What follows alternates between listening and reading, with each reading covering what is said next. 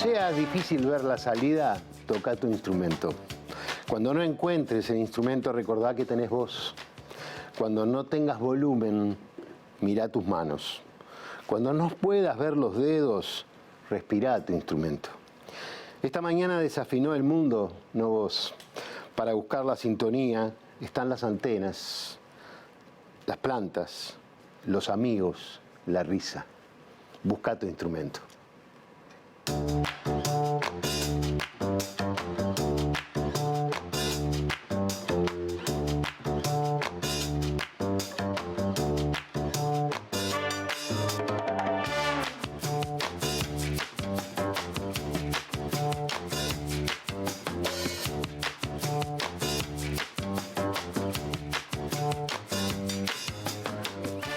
Buenas noches, bienvenidos a una nueva propuesta de Ideas Cruzadas.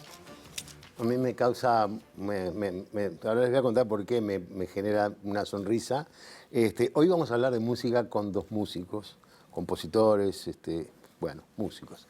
Y cuando vienen músicos y empieza la cortina, están todos... Está bien, está bien. Es un halago para el que eligió la cortina. Claro, la cortina, claro. Bueno, hoy nos va a acompañar Maya Castro, cantante y compositora e intérprete, y Martín Buscaglia, músico, compositor y productor. Maya, bienvenida, gracias por acompañarnos. Muchas gracias, un placer estar acá. Bueno, gracias a ti también por acompañarnos. Lo mismo, un placer. Bueno, ¿cómo andás? Empecemos por ahí, para ver cómo andan. Bien, muy contenta, por suerte. En medio de mucha actividad, los dos, ¿no? Sí. Sí, por suerte, sí, de todo un poco. Después del cautiverio forzoso de hace un par de años, Sí. pues ahora hay como una explosión. Del que parecía que no íbamos a salir nunca, ¿no? Sí, y del que no se habla más. Claro, en un momento era como, no, esto es una nueva realidad que se quedó para siempre. Y yo decía, no puede ser. Pues ahora hay como un que para siempre. disfrute extra, creo yo. Era que hablaban de, porque no vamos a volver a la normalidad. Claro, la nueva normalidad. Nueva normalidad. Yeah. Sí, que era un oxímoron, ¿no? Porque si es nueva, no es normal. Claro. Sí. No, pero bueno, yo haciendo mucha cosa, porque creo que Maya también. No, pero igual me gustó eso. Que quedaron secuelas de algunas secuelas, me refiero en el sentido de bueno, quedan atrasados en pagos, en problemas económicos. Bueno, mucho tiempo sin trabajo la pandemia. Lo que pasa es que no sé cuánto dura este programa. Si vamos a ponernos a hablar Hay que hablar de deudas, espera que saco. Sí, quedaron secuelas culturales, anímicas, espirituales en la sociedad toda. Y después, yo me refería en más el caso que nada. puntual, bueno, yo por ejemplo vendí algunos discos uruguayos, joyitas de culto, que se buscan en el mundo. Mirá. Para sacar algún mango también ante la imposibilidad de estar ante la prohibición de trabajar que regía. Yo seguí un poquito con la actividad musical, obviamente no presencial porque era imposible, pero seguía haciendo cosas. Me llamaron para hacer la música de una obra de teatro y eso me tuvo como internada 6 meses más o menos trabajando en eso. Y además, como yo doy clases de canto, seguí con esa tarea vía Zoom y no sé qué. Y bueno, para mí tuvo ciertas secuelas y es que trabajaba 70 veces más porque tenía que elaborar pistas para que la gente pudiera cantar arriba, porque no existe la tecnología para que te escuchen y poder estar en sincro en el mismo momento. Sí. Entonces... trabajaba muchísimas horas y el encierro, todo eso, como que en un momento la cabeza sentí que te va a estallar. Cuando se acabó todo, cuando se acabó el mundo, saqué el disco mío, el último que hice, que se llama Basta de Música. O sea, puse ese nombre y pasó lo que pasó. Si hubiera sabido, hubiera puesto otro nombre. Pero eso fue como una suerte en el sentido de que no era que estaba en la mitad de algo que no pude terminar o con ganas de hacer algo que tenía que posponer, sino que al revés, como que un poco a la fuerza, la gente tuvo un tiempo mayor al habitual en estos tiempos para escuchar, por ejemplo, ese disco. Entonces fue como que lo tiré y me quedé viendo cómo volvía esa botella que yo había tirado. Lo interesante es que, creo que lo decían ustedes, es que después que pasó, fue como yo por lo menos lo percibo, de que estuve tratando de ir a ver a Nani, creo que se llama la obra de Dana Lieberman. ¿Mm? Y toda agotada, todos los días estaba agotada. Sí, hay una efervescencia Entonces, extra. el flaco es Morris, está agotado. Y es Morris en las dos, la que hace con Pachela y Una noche en el tablado. Perfecto, lo considero del 1% de cosas buenas que nos dejó. Esas ganas de consumir cultura rápidamente. Como un peldaño más en la efervescencia y en el... Bueno, dice que a veces que ese tipo de situaciones de crisis te hacen ver que no puedo perder el tiempo en... Claro, y qué es lo que realmente necesitas y te hace bien, ¿no? Bueno, bien, para arrancar nuestro programa habitualmente les pedimos a nuestros invitados que nos dieran un referente. La idea es simplemente a partir de eso poder conversar un poco más para conocerlos a cada uno de ustedes. En el caso de Maya, eligió a Alfredo Zitarrosa. No, a Martín Buscaglia. Azul, la productora la puso a Alfredo Zitarrosa. Qué bueno, qué linda foto. Qué divino. Supongo que preguntarte por qué, pero sí, te quiero saber por qué. Me lleva obviamente a mi niñez, a escucharlo en casa, primero por mis padres, porque era parte de la música que ellos escuchaban, y después me lleva a mi casa ahí en la calle Marco Bruto, entre Rivera y Demóstenes, que ahí viví como hasta los 15, 16 años. Me acuerdo de encerrarme en el living de mi casa, que era donde estaba el tocadisco de mis viejos, y poner los discos de Alfredo y quedarme rato escuchando sola. O sea, y no sé, tenía 10 años, bueno. 11 años. Y nada, y después cuando vas creciendo que empezás a elegir tu música, porque esa obviamente era la música que escuchaban mis viejos más que nada. Después cuando empezás a elegir la música para escuchar, siempre estuvo presente y siempre fue una voz que me transmitía muchas emociones y me sigue pasando hasta el día de hoy. Por eso también me pasa que cuando canto canciones de Alfredo, trato de sí respetar muchísimo su estructura, melodía y todas esas cuestiones, pero también de cierta forma distanciarme un poco de sus versiones por esa cuestión también de referente, ¿no? Y tratar de no imitar versiones que por ahí no tienen mucho sentido. ¿Se puede elegir y decir, esta es la mejor canción de alguien? Para mí lo puedes hacer, pero cada hora o cada minuto.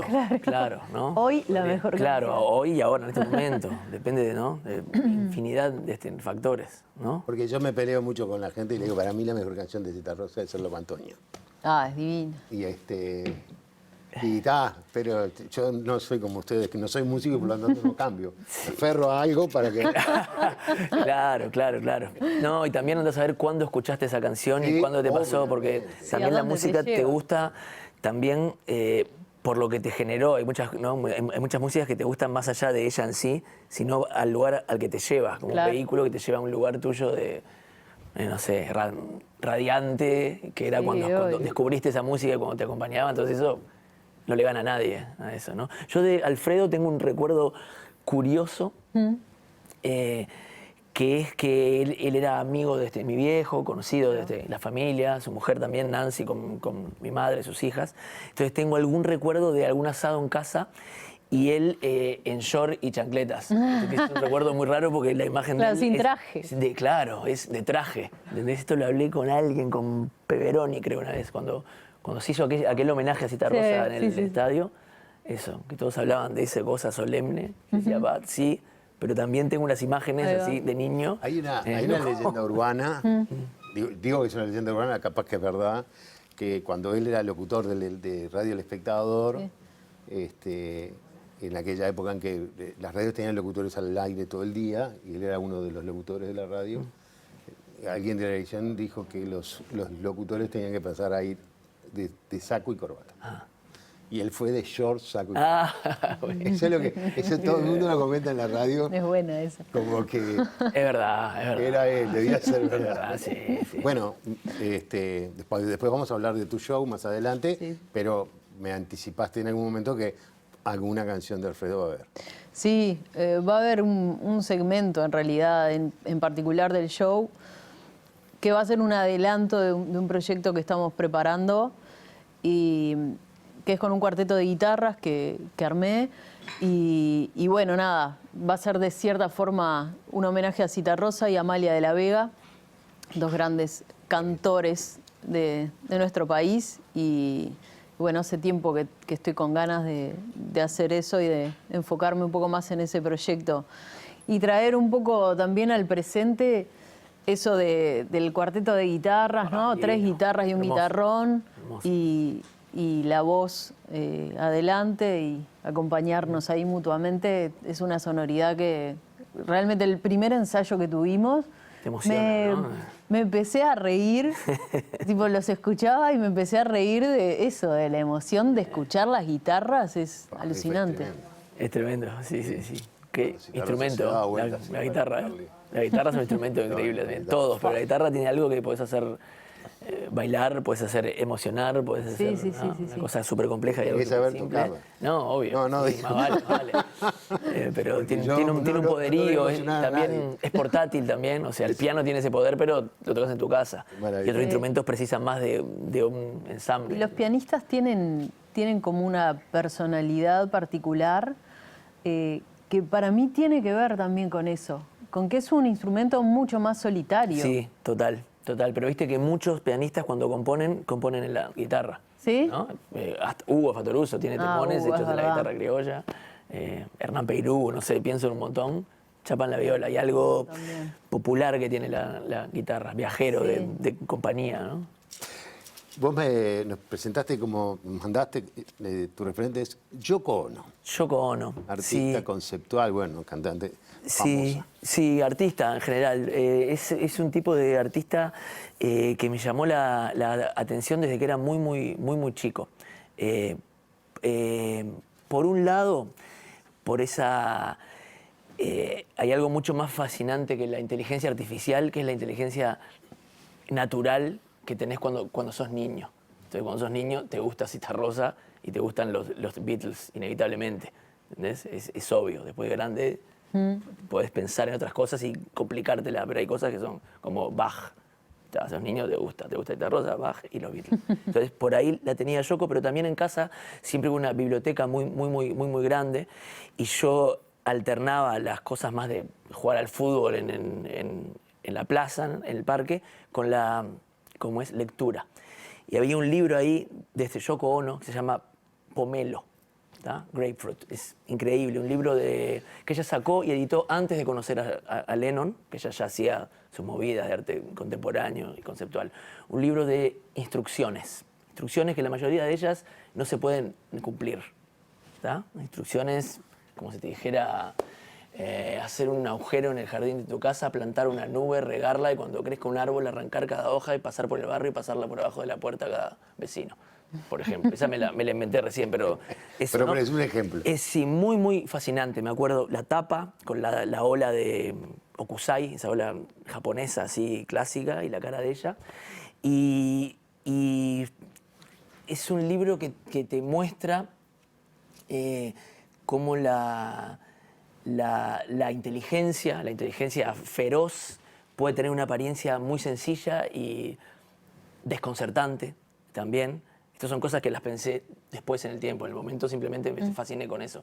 Te muestra cómo el humor puede ser una catapulta para algo profundo y como algo transgresor y rupturista puede ser amable al mismo tiempo. Esas son todo cosas que yo después veo que estaban en mi carácter y que las laburé, pero que ya arrancaron como un mojón, tienen ese descubrimiento de ese poderío de esa mujer. Y después, así como a todo el mundo le gustan los Beatles, o bueno, es como, los Beatles me parece que es como de las pocas cosas bastante unánimes musicales que hay, más allá de que seas un mega fan o te guste un poquito nada más, pero es difícil encontrar a alguien que los niegue. Sí, que diga, no me gusta. No me gustan y son malos. Claro. Puede ser que tu onda, que tu estilo, que tu...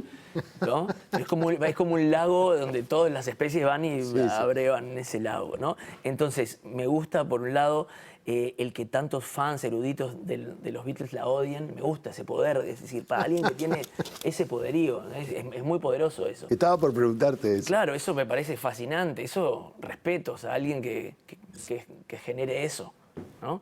Y después, ya habiéndome vuelto músico y todo, estoy convencido de que Yoko Ono mejoró a los Beatles. O sea, que si ella fue quien hizo que se separasen... Los mejoró. Los mejoró porque los dejó en un lugar cercano a la perfección. Que si sigue toda banda, con los solistas, por suerte, no pasa eso.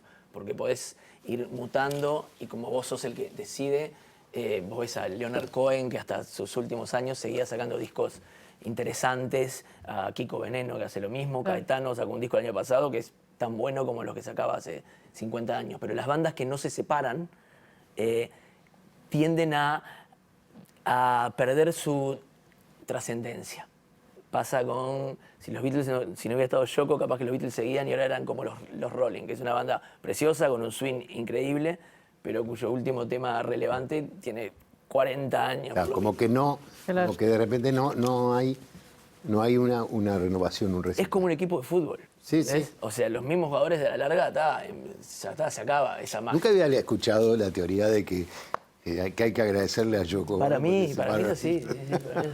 Sí. Es una teoría que la tenés elaborada. Sí, claro. Hace Eso años. la elegí como... Por eso me parece poderoso.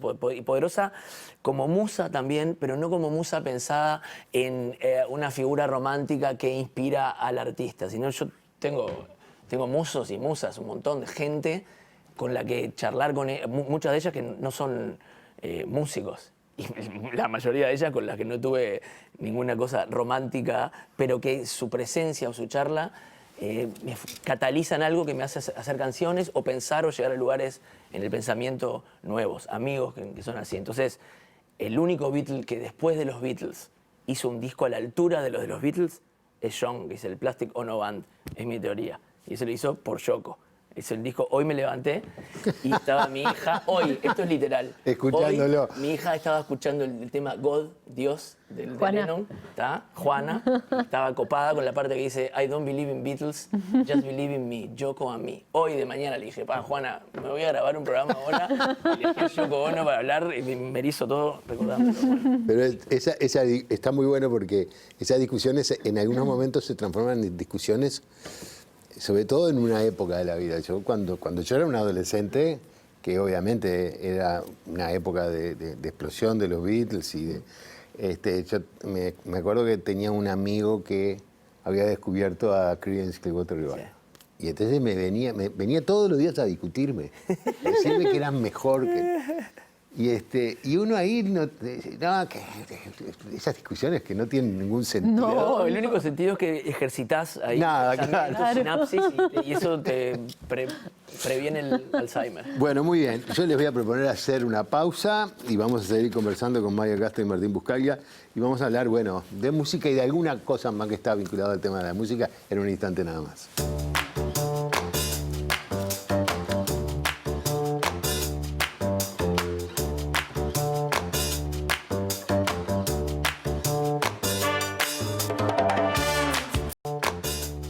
Presenta Mercado Agrícola de Montevideo, en el corazón de un barrio donde late la ciudad. Mercado de Historias. Mercado de Historia.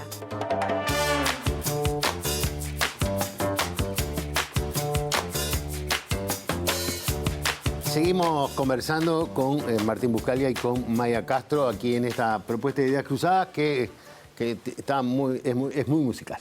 Por ellos, no por mí, pero por ellos.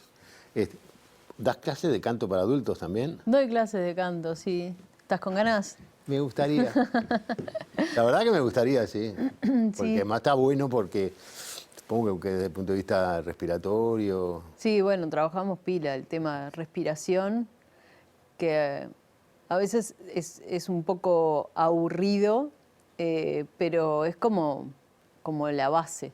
O sea, es como pretender correr y no saber caminar. Claro. Pero bueno, hablabas hoy de que te metías en el living ese de tu casa, encerrada, escuchabas a Citarrosa, que escuchabas la música que había en tu casa. Sí, Chico Buarque. Me acuerdo que Chico Buarque también me pasaban cosas con esa música que que era distinto al resto, porque también habían otros discos que a veces los ponía y no me gustaban tanto. Tipo, no sé, había un disco de Leonardo Fabio que tenía mi madre, que era como un disco medio tabú que tenían ahí, me parece, porque estaba como infiltrado entre otra música. Y claro, yo escuchaba todos esos discos. Sí, pero enganchaba. Pero Chico y Cita Rosa. y Menos Cita mal Rosa me ¿no? Para mí, Cita Rosa y Chico Buarque. Los dos para mí tienen eso. Tienen un mundo muy determinado, ¿no? De los arreglos, de las melodías que arman. Tremendo el de los dos, ¿no? Sí, y de las letras también. Las letras muy poderosos los dos, sí. Y cuando pensás ahora en cómo componés tu repertorio, ¿no? Ahora vos adelantaste algo, por ejemplo, que querías como recuperar esa cosa de las 4 guitarras, ¿no? El guitarrón, que yo nunca supe bien si es que se afina diferente o es más grande. Pero las dos cosas. Y ambas cosas. Tiene un poquito más de caja que la guitarra común. Y además tiene una cuerda que es la séptima, digamos. O sea, que es un si generalmente. Y entonces es el si, que es la cuerda más grave. Y después para abajo es como la guitarra. Pero además tiene distintas formas de afinación del guitarrón. Esa es como la forma estándar, pero después hay otras formas de afinación y da una sonoridad y un cuerpo como distinto. Yo tengo uno en casa y en casa lo toco más que la guitarra. En vivo no lo toco nunca, pero en casa a mí me pasa lo mismo. tiene algo grave y flojito. Es el re mayor, pero lo armás como un sol, entonces es otro re. Uso el guitarrón pila para componer, por ejemplo. Pero después en vivo no toco el guitarrón, toco la guitarra. Exacto. Pero para componer me encanta, porque es como un sonido ahí distinto. Sí. Bueno, yo te decía, y cuando pensás en cómo construir un repertorio, ¿qué cosas que heredaste te empujan hacia determinados lados y qué cosas te propones como decir, bueno, tengo que descubrir otro mundo, otras cosas? Cuando empiezo a armar un repertorio nuevo, 100% nuevo, por ejemplo, cuando vas a hacer un disco, que generalmente son todas canciones nuevas, últimamente lo que me pasa es que sí tengo muchas composiciones propias, pero no me obligo a que sean todas canciones mías. O sea, no tengo como ese chip en la cabeza de, no, tengo que hacer un disco que sean todas mis composiciones porque yo, bla, bla, bla. No, hago canciones y en mis discos están las canciones que me gustan. Claro. Y las que no me gustan, sean mías o de otros, no van a estar. Entonces, a la hora de armar un repertorio para un disco, es bien importante que todas las canciones que están ahí me representen de alguna manera en ese momento de la vida que me está tocando, que es eso que hablábamos hoy también, ¿no? Capaz que una canción de un artista en particular te parece la mejor canción hoy y capaz que dentro de 3 días es otra. Claro. Y con los repertorios también pasa eso. Capaz que hay canciones que en un momento de tu vida fueron súper importantes y después pasó el tiempo y esa canción ya no es tan importante o ya no te genera lo mismo que te generó en ese momento y te genera otras cosas distintas. Entonces los repertorios para un disco los pienso más que nada así. Para un show es distinto. Es distinto porque generalmente haces como un recorrido, ¿no? Que va hacia atrás, que está en el presente y que está en el futuro también. Entonces se da ahí como una mezcla de factores. Pero yo me aferro bastante a lo anímico en ese sentido, a las canciones que tengo ganas de cantar. Capaz que si estoy presentando un disco, que en la presentación de un disco, obviamente tienen que estar todas las canciones que grabaste. Capaz que hay alguna canción que en ese momento no quiero cantarla por un motivo X y la saco. Está bien.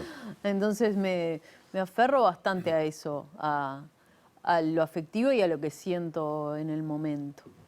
Vos venís de una familia también muy musical, muy vinculada a muchas cosas, ¿no? A la escritura, a la música, al teatro, y Y eso supongo yo que también tiene que haber influido, que influye mucho en tu forma de ser. Sí, muchísimo. Lo que me di cuenta con los años fue cuánto me influyó el teatro. Lo de la música era más obvio, porque me hice músico, y había instrumentos en casa y me hice músico, entonces eso nunca lo tuve que pensar. Pero después, con el tiempo, me di cuenta de que hay toda una dinámica en el teatro de ensayar mucho tiempo, trabajar por amor al arte mucho tiempo también, a menos que estés en la comedia, o sea, lo hacen con una incertidumbre, una cosa filosófica de que te vas a un ensayo y después se van a un boliche, o por lo menos él es el recuerdo que tengo de mi viejo, con los actores a discutir sobre un guión que es algo abstracto, esa charla, ¿no? Como eso te llevaba a lugares nuevos. Y después el teatro en sí, que es un lugar muy, muy, muy mágico, ¿no? Es como un castillo para un niño. Sí. ¿No? Pasadizos, la sala de luces, donde se cambia el vestuario. Yo me acuerdo del teatro circular, sí, bueno, cuando era chica. Claro, yo pasé muchas temporadas claro, ahí. Yo también, mi viejo estaba en la BCG en ese momento y hacían un espectáculo para niños y claro, con mi hermana nos pasábamos fin de semana por medio adentro del teatro. Bueno. Y ese teatro es alucinante porque magia. te metes por todo. Y hay algo de esa dinámica que yo después con los años vi que está en la música que hago. Aunque nunca quise ser actor ni nada de eso, pero sin duda impregna la manera que tengo de ver las cosas o de subirme a un escenario, por ejemplo. ¿Y en la construcción de un repertorio cómo sos? Bueno, varía porque hay mil maneras de componer. Sos compositor, principalmente. Sí, de todo. No, sí. digo, me refiero en el sentido que vos generalmente haces tus canciones. En general sí, pero me pasa como dice Maya, que sobre todo cuando toco solo, que ahora cuando estoy por tocar ahora con la banda, pero cuando toco solo siempre toco alguna canción de algo que me gusta y la suelo decidir en el camarín antes de salir, porque es algo que lo tengo en la cabeza claro. y como lo estoy amando, pienso que me va a salir bien. Me va a salir bien porque es lo que quiero hacer en ese momento, ¿no?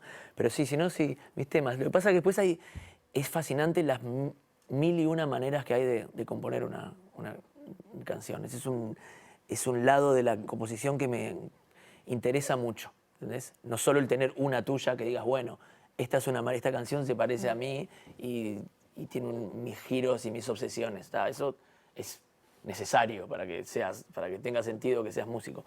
Pero después hay muchas maneras, ¿viste? Componer con tu instrumento, componer con un instrumento que no dominas tanto, componer con otra persona, componer cantando sin ninguna armonía ni nada, improvisar, componer medio en vivo, tener una canción por terminar, igual tocarla en vivo. Esa es una faceta que me interesa. ¿Eso lo has hecho? Eso lo hago mucho últimamente. ¿Sí? Una manera de componer es hacer de cuenta que una canción ya está hecha. Entonces, si te faltan 4 acordes, o un acorde, o una palabra, y estás en tu casa y no sabes cuál es, lo tocas en vivo y siempre en el momento cae la palabra o el acorde que tiene que ir. A mí me pasó el otro día con una canción que también estaba terminándola y me faltaban 3 palabras en una estrofa y las escribí toda la letra y no se me ocurría y no se me ocurría, se me ocurrían cosas que eran una porquería, no me gustaban y dije, la voy a grabar. Y la empecé a grabar en mi casa y en el momento que llegué a esa parte, plum, se me ocurrió algo. A eso me refiero. Y dije, wow. A eso me refiero. Era esto. Sí. Y otro lugar que encontré, te lo recomiendo para pero en vivo componer. No es lo mismo, Martín. Pero no es que te falta la canción, pero si te falta un detalle, el vivo y la interacción y el momento de estar interpretándola colocado de verdad con la gente hace que caiga la palabra que tiene que ir. Que puede no ser la más increíble, pero es la que va. Qué miedito. Sí. Me daba una envidia horrible porque a mí eso me pasaba solamente cuando estaba por dar un examen que no sabía la mitad. Y al otro día cuando iba al examen me daba cuenta que todo lo que había leído lo había aprendido. Pero bueno, pues lo que pasa es que esto que estoy diciendo lo puedes hacer si tu oficio es ser compositor de canciones y tenés la baqueta y las herramientas para hacerlo. No es que digo, súbanse a un escenario con un tema por la mitad y... Claro. No, al contrario. Esa es el surcido invisible que tiene, creo que cualquier trabajo, pero el de músico también, que vos cuando haces algo y sale bien, parece muy fácil. Sí, claro. Pero parece fácil porque es un surcido invisible. Parece fácil, hecho... pero puede ser que estés 3 semanas, un mes buscando una palabra. Claro, o cambiando la misma palabra 80 veces. Sí. Yo no te convence. Es el surcido invisible. Tenés el pantalón roto, te lo cosen y no se nota. Ahí es cuando está bien hecho, pero no se nota. Nadie va a saber que hubo un sastre ahí que laburó, que agarró la aguja, que le dedicó y le puso el ojo. ¿Cuál? Yo ahora estoy tratando de recordar a alguien que estuvo el otro día, que creo que estuvo acá, y entonces decía, nosotros trabajamos mucho más que 8 horas, ¿no? Alguien de teatro, creo que fue Calderón que dijo, nosotros trabajamos muchísimas horas. Y ustedes también. Eso es gracioso cuando te dicen, arrancá para las 8 horas. Esa frase me mata. No, porque pero trabajo como 800 horas. Claro, no, pero aparte de esa frase, ¿qué es lo que implica? Implica que trabajar 8 horas, o sea, que es mejor trabajar 8 horas, o sea, que implica que vos no trabajás. Claro, porque no estás dentro de esa estructura. Y quieren que trabajes 8 horas, te quieren castigar, o sea, como que quieren hacerte algo malo. Claro. Porque sería el ideal no trabajar. Si fuera real que no trabajamos, ¿por qué querrías castigarme trabajando? No, o sea, yo creo que va por otro lado. Yo creo que va por el lado de... pues yo tampoco trabajo. No, claro. Vos no trabajás. Bueno, es otra manera de verlo. Yo lo veo en como la radio. Yo trabajo 24 Vos no trabajás, horas al día, hablas en la radio o vas ahí a la televisión. Eso no es trabajo. Para mucha gente eso. Y el andar para las 8 horas es un poco de... eso que haces vos, lo hace cualquiera. O no, laburar 8 horas es meterse en un lugar... Si vos disfrutás de lo que haces... Claro, pero eso te digo, eso no es trabajo. Es como un castigo. Entonces, claro, trabajar es como un castigo. Sufre trabajando 8 horas y quiere que vos también sufras. ¿Es eso el mensaje? Anda, agarrá para las 8 horas como yo que lo hago, pero no me gusta. Tendría que decirle, no, conseguite 8 horas de algo que te cope, loco. Y ahí vas a crecer, como, ¿no? En fin. Bueno, ahora estamos discutiendo si pueden ser 6 horas. Pero eso lo dejamos para otro, tema. Una de las cosas que evidentemente ustedes lo han dejado, ya lo han transmitido en esta cosa, es eso de, bueno, si hay una canción, aunque sea que la hice yo, no me gusta, no la canto. ¿No? Es como que, bueno, vos me hablaste mucho del sentimiento. Bueno, de alguna manera los artistas están muy influenciados por sus propios sentimientos, ¿no? Por lo que sienten.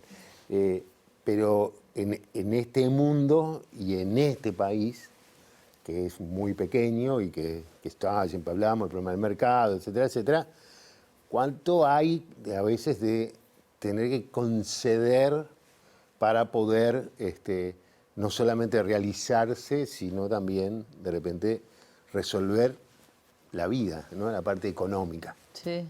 ¿Cuánto hay? ¿Pasa? Y a mí me pasa que claro, que yo no solo canto y hago shows y discos y todas esas cuestiones, sino que además doy clases. Entonces, ya estructuré mi vida de esa forma y bueno, mi trabajo está 100% vinculado a la música, pero tiene como esas dos facetas, ¿no? No solo la faceta de, bueno, Maya Castro, cantante, compositora, bla, bla, bla, sino también talleres de canto y todas esas cuestiones que a mí me gusta mucho, lo disfruto pila. Me doy cuenta cuando pasa tiempo que no doy clases por un motivo X, cuando vuelvo me doy cuenta cómo me gusta y cómo me divierto. Y le encontré la vuelta para que eso fuera divertido para mí y también me generara aprendizajes. Entonces, creo que le encontré la forma de que eso sea un disfrute. Hay mucha gente que le pasa que tiene que hacerlo solo para poder mantenerse económicamente y que realmente no le gusta, y si pudiera no hacerlo, no lo haría. Yo creo que lo seguiría haciendo porque de verdad me gusta y paso bien y aprendo mucho. Aprendo mucho y escucho mucha música distinta que estoy segura que yo no la escucharía si no fuera porque me la traen, ¿viste? Porque me dicen, profe, quiero cantar esta canción. Y ahí empiezo a escuchar y digo, está bueno esto. Y empiezo a escuchar música ahí, claro, que yo no tenía ni idea que existía. Y cualquier música buena te lleva a un planeta, claro, un agujero de conejo, ¿no? Eso me encanta, descubrir música. Sí. A mí me pasa parecido. Yo siempre hice música y siempre laburé haciendo música, pero claro, al principio, sobre todo, no solo tocando como es mis temas, pero siempre le vi ese lado del aprendizaje, ¿viste? Animaba a cumpleaños, toqué en un barco un tiempo, tocaba el bajo, una banda de Latin y cosas. En un crucero. En un crucero por el Caribe, por ahí. Y entonces ahora, además de tocar y todo eso, me pasa lo mismo que a vos. Me encanta componer, me encanta hacer discos, pero me encanta cuando me llaman a producir un disco o a hacer una música para teatro o a, yo qué sé. Bueno, eso es un universo distinto. Aprendés siempre, ¿viste? Siempre. Todos son herramientas, me sirve. Siempre vuelvo mejor músico de las experiencias que te sacan de vos. Yo ya sé cómo soy, lo que puedo hacer. Lo quiero seguir haciendo, pero todo lo otro me ayuda. ¿Entendés? Hoy cuando decías lo de componer con otros instrumentos también, cuando me llamaron para hacer la música de un espectáculo de Marianela Morena, que fue en plena pandemia, claro, empecé a componer. Iba a ser una música distinta a lo que yo hago, porque era más electrónica y más como por otros mundos que yo nunca había explorado en mi vida. Pero a mí el guión del espectáculo me llevó para ese lado.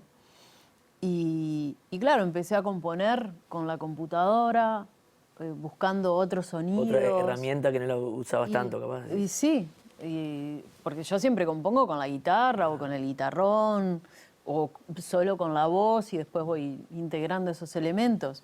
Pero nunca había empezado a componer directamente con la computadora, con el controlador. Hice durante... Déjame que le diga lo que quieras, te dejo. Porque no me dejan hablar. Es tu programa. No, pero no me dejan hablar. Lo estamos por echar, en realidad. ¿Sabés qué?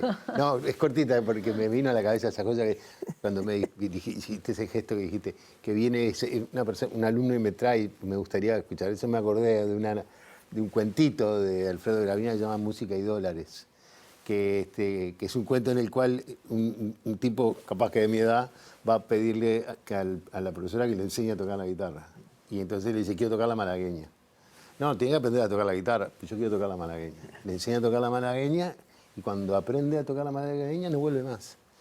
Y él lo único que quería era tocar la malagueña para conquistar a una mujer que estaba enamorada de la malagueña. Y después que aprendió a tocarla, no necesitaba aprender más la guitarra, si ya había conquistado a la mujer. Claro. No, perdona que lo distraje. Estaba diciendo... No sé ni qué iba a decir, pero me quedé con tu cuento. Pero yo sí. Es un autor uruguayo poco conocido y muy olvidado. Mira, Gravina. Alfredo Gravina. Y tiene cosas muy buenas, realmente. Una novela que tiene un cuentito sobre 7 pares de patines, que como no tiene plata para que sus hijos compren zapatos, les compra patines. Y entonces provoca toda una revolución, primero positiva y después negativa. Porque entre otras las compañías de ómnibus lo empiezan a perseguir porque la gente lo toma ómnibus. Y tienen historias fantásticas. Perdone que me desvié. Los dos vienen de familias de fuerte compromiso político. Y ¿cómo juega en ustedes, en cómo se paran ustedes ante la sociedad?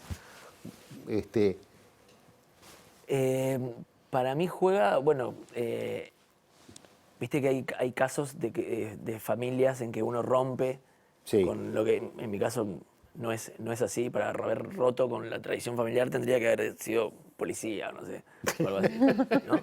Pero después, claro, vos vivís en tu lugar y en tu tiempo también. Entonces el lugar es el mismo en el que vivían mis viejos, pero el tiempo es otro.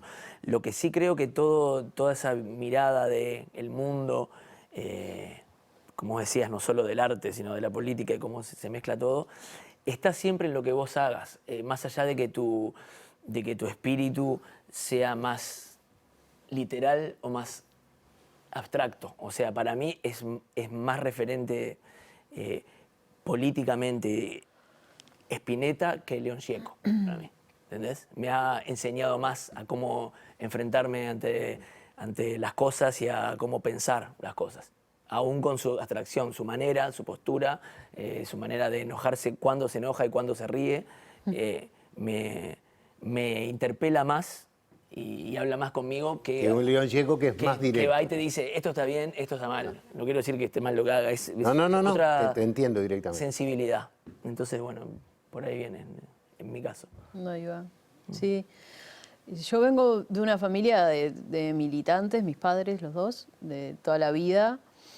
Y claro, en la adolescencia obviamente entré al liceo y hice 2 cosas cuando entré al liceo 30. Pedir por favor para que me dejaran entrar al coro del liceo, que recién entrabas cuando estabas en tercero y yo tenía ganas de cantar y mis padres no me podían pagar clases de canto ni nada por el estilo, entonces quería cantar, estaba desesperada. Y me hicieron una prueba y entré al coro del liceo. Y lo otro que hice, que ahí tenía de compañeros a Cristian Cari y a Carmen. ¿Coro? Y a Carmen. ¿El coro? Sí, Mirá, claro. qué bueno. Cristian tenía todo el pelo largo, era todo flaquito y tocaba canciones de Sui Generis, todo romántico. No, era muy fuerte. Y tal, los dos cantaban bárbaro, Carmen también, pero eran más grandes que yo, eran todos de tercero. Yo recién entraba, estaba en primero. Y lo otro que hice fue meterme en el gremio. Y claro, ahí empecé a ver cosas que me gustaban y en las que estaba súper de acuerdo, y otras que no me gustaban, que, no sé, me acuerdo de ir a las marchas y que siempre tenías como la sensación de miedo, porque en esa época, eran los 90, se reprimían las marchas, o sea, pasaban cosas, nos sacaban fotos, éramos gurisitos. Yo tenía 13 años. Yo me acuerdo caer 12 en años. racias Claro. a fines de los 80 y todo eso. Ya en democracia. Y bueno, y ahí empezar a ver cosas que me gustaban y cosas que no me gustaban también propias del movimiento de ese momento, que era como, estaba como resurgiendo todo también. Y me acuerdo de uno de mis mejores amigos del liceo, Rodrigo se llamaba, era de familia del Partido Nacional, pero nos llevábamos bárbaro y nos pasábamos hablando de historia, porque a los dos nos encantaba la historia y discutíamos y nos peleábamos todo el tiempo. El resto de los compañeros no entendían nada de qué estábamos hablando, le éramos tremendos aburridos, pero nosotros nos enroscábamos y hablábamos y discutíamos y leíamos libros y bla, bla, bla. Y le dije, vos tenés que venir a participar del gremio conmigo, y lo convencí. Y vino, y fue a una reunión y no fue nunca más, Rodrigo. No, claro, yo creo Pobre Rodrigo. Una cosa vos cuando hablaste del cuento de Gravina, de los patines, que genera una revolución, primero buena y después mala, me parece que eso es una enseñanza, en mi casa también súper politizada, una enseñanza o reflexión que yo hago también de cualquier movimiento así dogmático y con reglas muy estrictas, que en general fracasan cuando creen en su infalibilidad o cuando no tienen sentido del humor, la capacidad de ironizar sobre sí mismo. Eso me pasa en general y lo veo cuando hay movidas, movimientos, partidos. Es una manera que tengo de ver el mundo. Y después cuando decías que de Cari y de Carmen, Sí. entreverando ambos mundos, yo iba al IABA, Claro. justo ahora que tuvo todo este lío con Sí, yo hice el quinto y IABA. sexto en el Yo IABA hice también. sexto en el Ahí va. IABA. Más Sí, allá de obvio. que no militaba en el gremio, era un gremio, creo que, bueno, lo sigue siendo, Sí. súper poderoso. Me acuerdo de unas performances en 18, Sí. muy Sí, alucinante. hermosas. Y ahí en la vuelta, en el IABA, estaba el Coco Rivero. Claro, era profe de teatro. Y sí, Hacía- tocaba la guitarra. Y en el patio estaba Juan Campodónico y estaba el Tatita Márquez. Wow. Todos compañeros ahí del IABA, de esa cosa entre gremial y guitarrística. ¿Cómo lo vieron al pibe que fue un poco la imagen de los estudiantes? Yo, divino.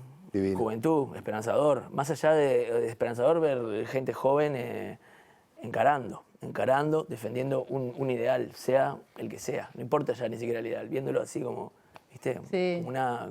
Como una pureza, que es algo que ya después no se ve, después te vas volviendo como más cínico y el cinismo te genera como una capa, como un barniz que te impide la sensibilidad.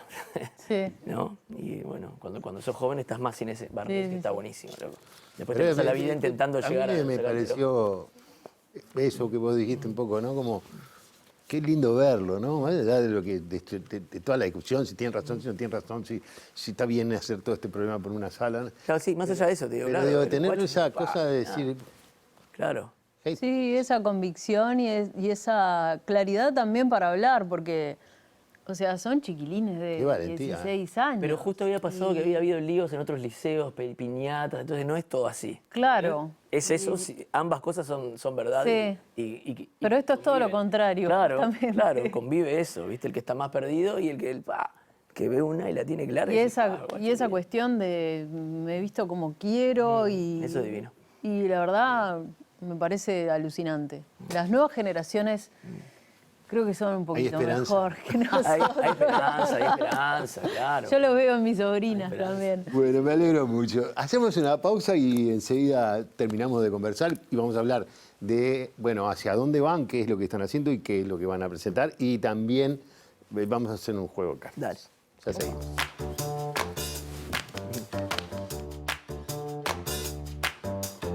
Presentó Mercado Agrícola de Montevideo, en el corazón de un barrio donde late la ciudad.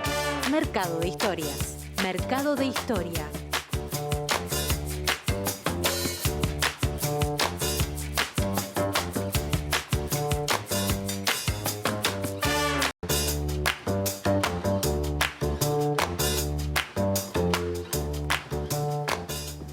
Seguimos conversando ya en este final con Maya Castro y Martín Buscaglia.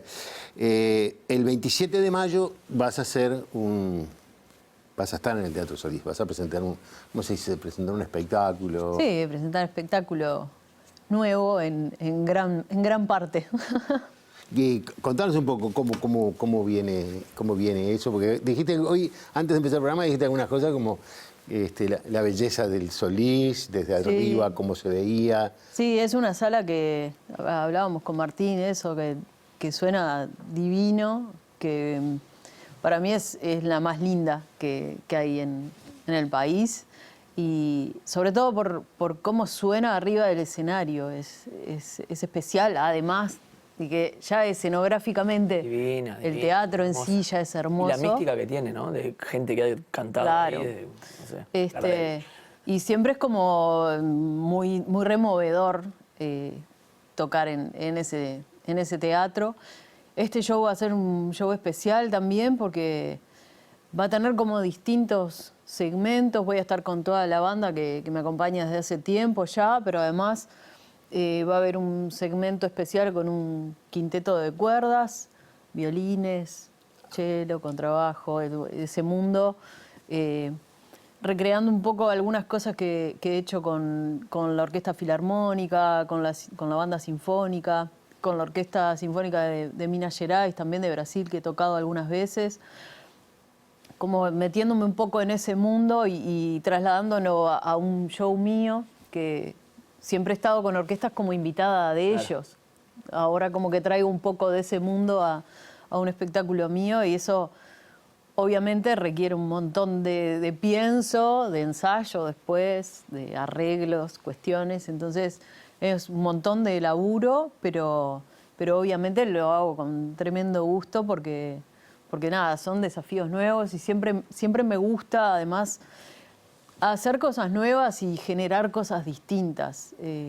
Supongo que a vos te pasa lo mismo, si no te terminás aburriendo de las cosas, de repetir siempre lo mismo, repetir siempre lo mismo, repetir siempre lo mismo. Y bueno, y el otro segmento particular es este que hablábamos hoy al principio, ¿no? Del cuarteto de guitarras, que nada, les muestra un poco del proyecto que se viene a futuro. Va a ser el 27 de mayo en Teatro Solís y bueno, se pueden adquirir las entradas por Ticantel. Sí, en Ticantel están las entradas y en la boletería del teatro también, así que métanle. Vamos arriba.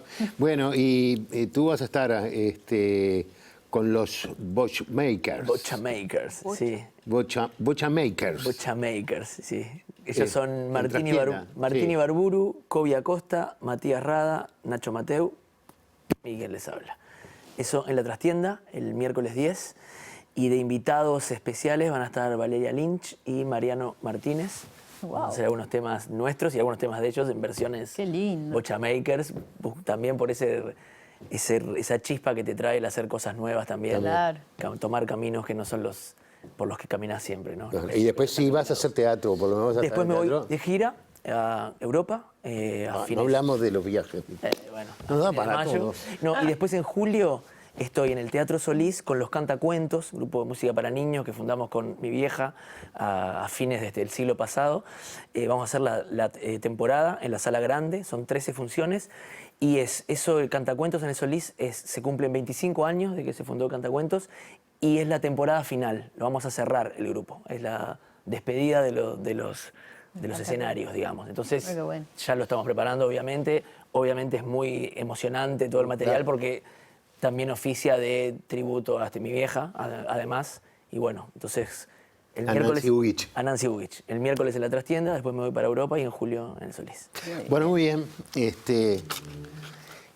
Me queda una pregunta para capaz que no debo preguntarte. Estás contenta, ¿no? ¿Te sentís realizada? Sí. Yo veo sí. como que... Estoy contenta, sí. Nada, siempre armar shows nuevos tiene eso. Ayer que tuve ensayo justamente con las cuerdas, le decía a uno de los violinistas, hay momentos en que decís, ¿por qué no hago las canciones de normal, como ya suenan? Si ya suenan, ya están bien, a la gente les gusta, o sea, está todo bien. ¿Por qué me meto en esto?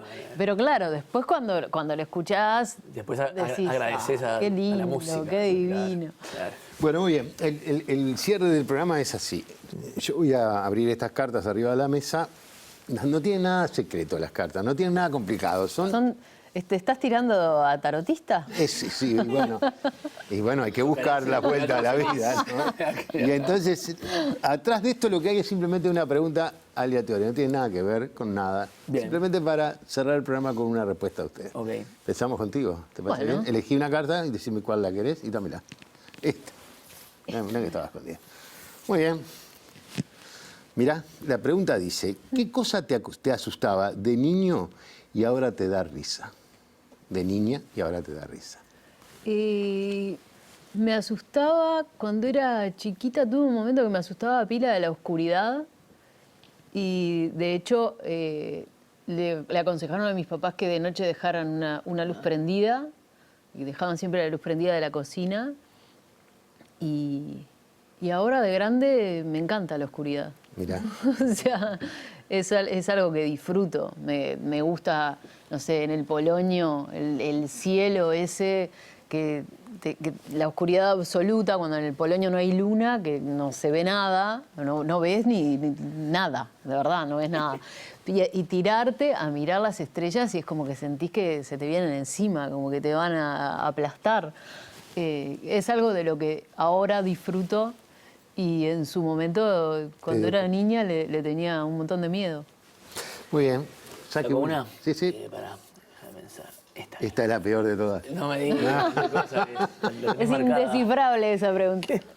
Esta dice así, si pudieras quitar una palabra del diccionario, ¿cuál sería? Ustedes son aleatorios, no tienen nada que Te ver. tocó mucho más difícil que a mí. Censura. Censura. Sí. Lo quitaría y ya pienso en que quitarla también dejaría de existir en Claro. el mundo esa posibilidad. O sea, quitar la palabra censura, que sería como un acto no solamente de quitar la palabra, sino de quitar Sí, lo que la palabra posibilidad. representa y dice. Sí. Ahora estoy pensando quitaría miles. Bueno, no, pero te podés quitar una sola. No, quitaría medio diccionario. Por ejemplo, Envidia. hay una O pregunta, no, quitar, Sí. no sé si me queda un minuto. Sácame envidia también, por favor, del diccionario. Me queda un minuto, pero por ejemplo hay una que dice, si pudieras escuchar una sola canción el resto de tu vida, ¿cuál sería?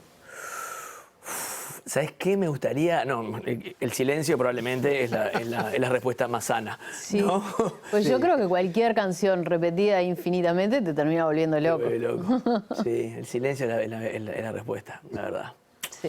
No hay respuesta. No es En eso estoy de acuerdo. Bueno, Sí, sí. fue un gusto para mí compartir con ustedes. Les Placer. agradezco mucho que hayan venido. Mucho éxito en todos los emprendimientos musicales. Y Muchas gracias. Nada, eso, Dale, Muchas gracias. por favor. Y nosotros nos vemos el próximo domingo para seguir haciendo ideas cruzadas. Recordar siempre que de alguna manera conversar es pensar juntos en voz alta. Hasta el domingo que viene.